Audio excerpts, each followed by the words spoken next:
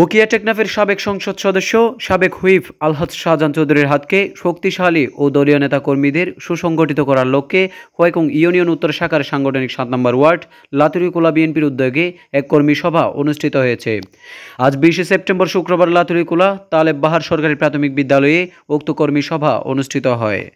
Whykong union উত্তর শাখা বিএনপির দফতর সম্পাদক সাইফুল ইসলামের সঞ্চালনায় সৈয়দ কাশিমের কোরআন তেলাওয়াতের মধ্য দিয়ে শুরু হওয়া কর্মী সভায় সভাপতিত্ব করেন হোয়াইকং উত্তর শাখা বিএনপির সাংগঠনিক ৭ নম্বর ওয়ার্ড সভাপতি মোহাম্মদ আবু সিদ্দিক। কর্মী সভায় প্রধান অতিথি হিসেবে উপস্থিত থেকে দিক নির্দেশনা বক্তব্য প্রদান করেন হোয়াইকং ইউনিয়ন উত্তর শাখা বিএনপির সভাপতি হাজী ফেরদৌস আহমদ।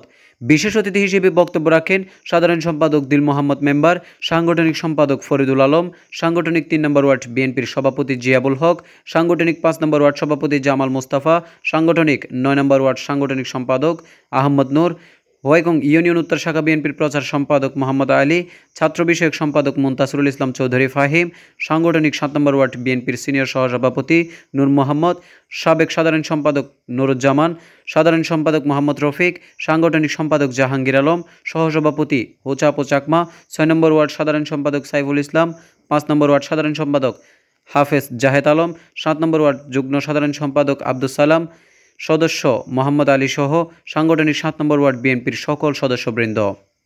এ সময় উপস্থিত বিএনপির সকল সদস্যদের উপস্থিত স্বাক্ষর গ্রহণ করা হয়। এ সময় বক্তারা আগামী জাতীয় নির্বাচনে সকল ষড়যন্ত্র মোকাবেলা করে শাহজাহান চৌধুরীকে সংসদ সদস্য নির্বাচিত করে সংসদে পাঠানোর জন্য সবাইকে ঐক্যবদ্ধ হয়ে কাজ করার অনুরোধ জানান। News desk, Cox morning.